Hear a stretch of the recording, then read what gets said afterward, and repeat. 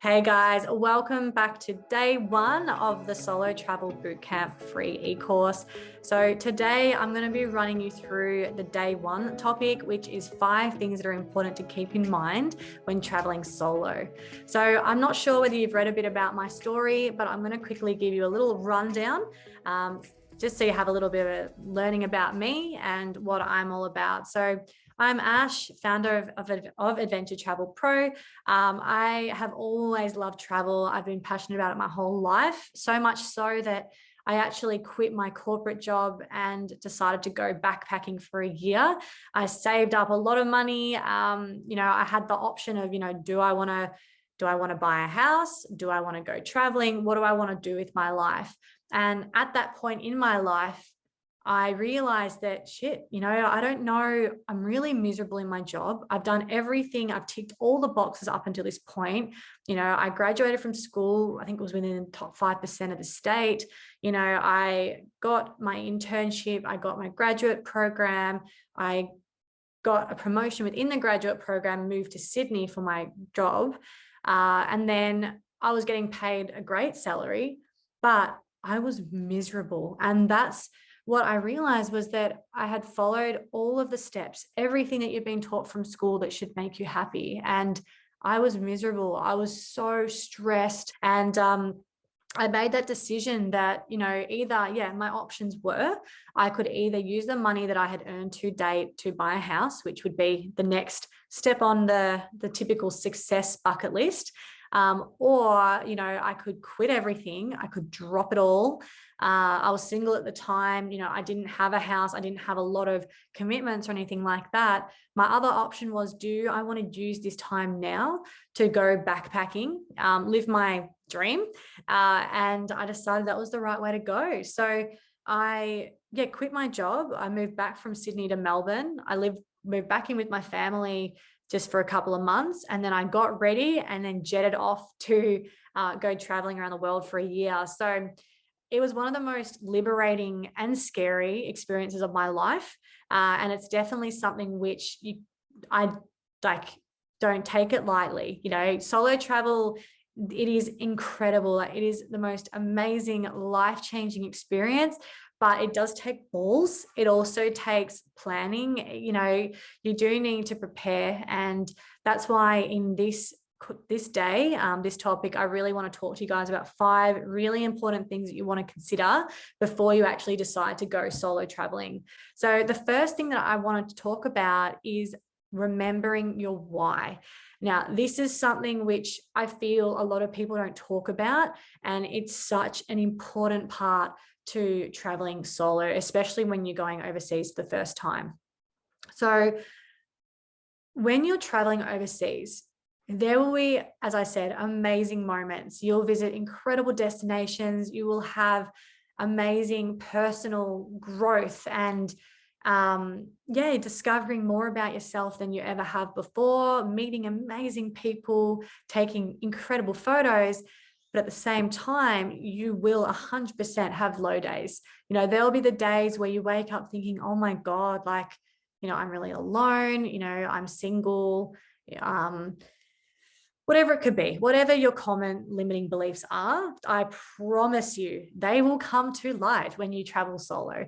Sometimes it's exhausting, moving from destination to destination with a big backpack on your back. It's freaking hard. It is exhausting, guys, especially if you travel somewhere where it's hot or really cold. Your body constantly dealing with the changes in temperature, you get sick. I know for me, I got sick a lot when I was traveling solo. So, I'm just preparing you that there will be low days. And on these low days, this is the perfect time where it's critical to remind yourself of why you are doing this. Why is it that you decided to travel overseas in the first place? Is it because you wanted to prove to yourself you could do it? Is it because you wanted to step outside your comfort zone? Is it simply because you just want to see the world and meet new people and explore amazing destinations? Whatever it is, just make sure that your why is strong, because it's in these times that it will get you through. it's definitely something that I learned when I was traveling, was just how important it is to come back to that. And because it will remind you and re-empower you and re-motivate and re-inspire you to get off your bum and get out there, keep traveling. You'll always have bad days, but I promise you that just sleep, have a good night's sleep, and you'll have, the next day will be a whole lot better. So for consideration number 2, I think it's really important to strive to have a positive impact and to give back when you travel. I know so many travelers, or you hear of so many travelers who they think that they've gone somewhere. Like, for example, they might say, I've been to Europe, or I've been to Africa, or I've been here. And then you find out they just stayed in a hotel the whole time. That's not seeing the country. That's not learning about the culture. It's not really seeing the place for what it is. And I feel that when you travel, it can be such a heart-lifting experience to actually give back to the communities that you visit to. And it doesn't have to be anything significant, like, of course, there are volunteer projects, that's what I love to do. You can visit local women's co-ops, or sort of local community events or stores, or whatever it could be. There are so many ways to give back when you travel. A couple of simple tips which I recommend to travelers, if you're wanting to sort of support sustainability or be a conscious traveler, some great things you can do is just look for companies who do support the environment or their own local communities. Look for companies who want to give back, or maybe donate some of their proceeds somewhere, or they're actively trying to have a positive impact on the environment. Something else, small things you can do is just pack your own drink bottle. Buy yourself a steel, aluminium, or whatever material they're made of these days, drink bottle, and reuse it as you travel. Try to avoid constantly buying plastic drink bottles over and over again, because realistically, you're just contributing to the waste. Especially given a lot of your poorer countries, they don't have recycling like we do in some of the Western countries. So the second tip is to support local. If you go to a country that's quite poor, or realistically any country for that fact, try and support local where you can. If there is local cuisine being sold at little like street stalls, or you want to buy some souvenirs and there's lots of little markets around, try to support the little guys. Don't necessarily just go to a big shopping chain and buy a branded piece of clothing or whatever it could be. Just try and support local where you can. I think that's an amazing way to have a positive impact as well. Also as well, avoid touristy entertainment that involves animals. So this is something that's very dear to my heart. I've made mistakes when I've traveled and when I was younger. So I think something I've learned a lot more now as I've got older is, really do your research, guys. Be smart. Don't get lured in by the bloody, the photo opportunities, things like that. There are a lot of places out there and a lot of companies that they really are renowned for torturing and mistreating animals. And unfortunately, as tourists, a lot of people are naive, and we don't see the behind the scenes. So even like things like riding the elephants in Thailand or in other parts of Asia, or, getting photos with tigers in Bali. I think it's Bali or Thailand, one of them, or just monkey shows, snake shows. There's all these kinds of animal entertainment out there, and the locals will keep going with it as long as they keep receiving money for it. So my biggest recommendation is, if you want to see animals, do projects that help, or support companies that are focused on rehabilitation or wanting to have a positive impact. A lot of your entertainment industry, it can be pretty brutal. And I remember so showing an exact example, when I was younger, I went with my family to Thailand and we did the elephant riding. And I thought, oh, it's amazing. Like, this is so cool. And, I didn't realize at the time, but the master dude had the stick with the hook on it. And, he would direct the elephants with that. And I just didn't even think anything of it, him carrying it around. And yeah, I just thought it must have been a tool that they use. And then flashback a couple of years later, I went and did a volunteer project in Chiang Mai, Thailand, which was all about, it was an elephant sanctuary where they had rescued elephants from these kind of mistreated places and from the entertainment industry. And what we did there was we helped to like support the sanctuary or the rehabilitation project to ensure that these elephants could actually have, a positive, happy rest of their life. But as part of that experience, we watched a video about the elephant entertainment industry and how these elephants are broken in order to just obey orders, and how they're mistreated with, they're called a bull hook, those sticks. And it honestly, guys, like it has hurt me to my core. Like I remember I just cried and cried after watching that. It was the most horrible realization and awakening for me, because I had supported that industry previously when I traveled. So again, it's something, I'm not telling you not to do it. I'm just saying that if you do want to have a positive impact and give back where you can, just please be smart, do your research, look into companies, and please don't follow the crowd. Actually go for companies that look like they're having, wanting to do good as opposed to just earn money. The third tip is a really big one, and this is not just applicable to travel, but really in all parts of your life, is it's okay not to be okay. So you'll often see, if you follow a lot of the travel influencers out there, there's all the beautiful, perfect photos. It's sunny all the time. It's always colorful. They always look like they're having the most incredible time. And I want to be raw with you guys. Like, I want to be authentic. I want to be genuine. I want to set realistic expectations, so that you don't get, what's the word? You aren't deceived. Kind of, it's a bit harsh, but like, you know what I mean? So it's okay not to be okay. So when you travel, there will be moments where you have days where you feel lonely, where you feel homesick. You might miss your plane. You might have something stolen. Shit happens. And honestly, you might have days where you just want to lie. You just want to lie in bed all day and just watch a movie, do nothing. And that's okay. Like, totally fine to have days of rest and to just cry it out, do what you need to do, handle the emotions. Because the worst thing you can do is just act like everything's okay, because I promise it will catch up with you at some point.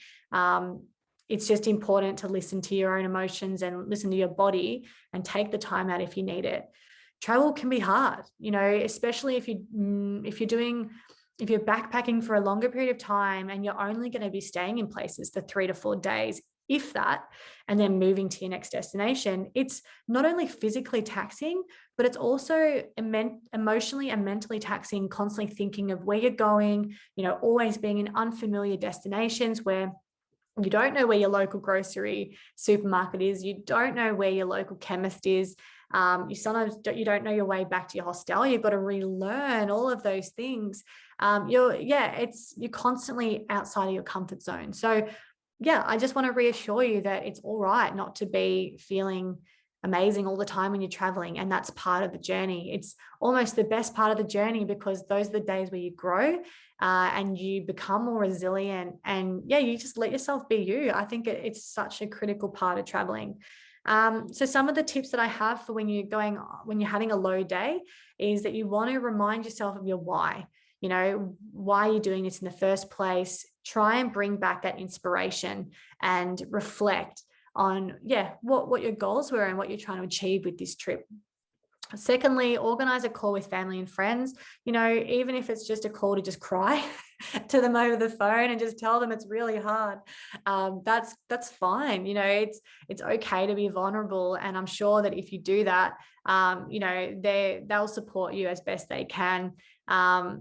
some other alternatives, if you just feel like not actually reaching out to someone else, but you want to just sort of introvert in, and you just kind of want to, sit and watch a movie, listen, you can listen to your favorite music playlist on Spotify. You can lay back and read a book, like just find somewhere really nice that makes you feel safe and comfy and relaxed. And yeah, just start there. Another great way too is you can always start your day with some morning exercise, get a bit of the dopamine hit. Is it dopamine? No, it's not dopamine. It's a dopamine. Anyway, get your hit of not aphrodisiac. That's the wrong word as well. Shit, what's it called? Hang on, I'm gonna have to see.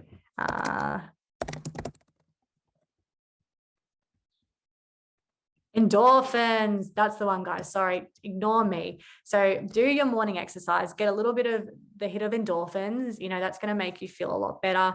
Have a bit of a snack binge out or something like that. But yeah, I think the most important thing to remember is that you're definitely not alone in this. Every traveler goes through it. You might also even meet other travelers at your accommodation who have had similar experiences or have stories to share. And sometimes just hearing some of their stories can actually make you realize, like, oh my God, I've actually got it so good. Like, I need to just get my shit together. Like, I'm good. So that's another point that's really important to consider before you go. So the fourth point I want to run you guys through is that, have you actually thought about whether solo travel is right for you? Is it going to be too much? Or what's your boundaries? Like, what levels do you think you can handle in terms of traveling solo? Do you want to travel entirely on your own? Or do you want to more so travel on your own, but within a group scenario? So there are pros and cons of both types of traveling, or you might even want to have a combination of both. So for me, when I travel, I personally love to do a combination of both. There are definitely parts of my trip which I'll always just want to do on my own entirely. And then there are other parts where I love to join a group, and you can have that social connection and interaction. I think it's a really great way because you get the best of both worlds, but everyone's different. You've just got to think about your personality, what you like, and also as well, how far you want to put yourself out of your comfort zone as well. I think just be guided by that.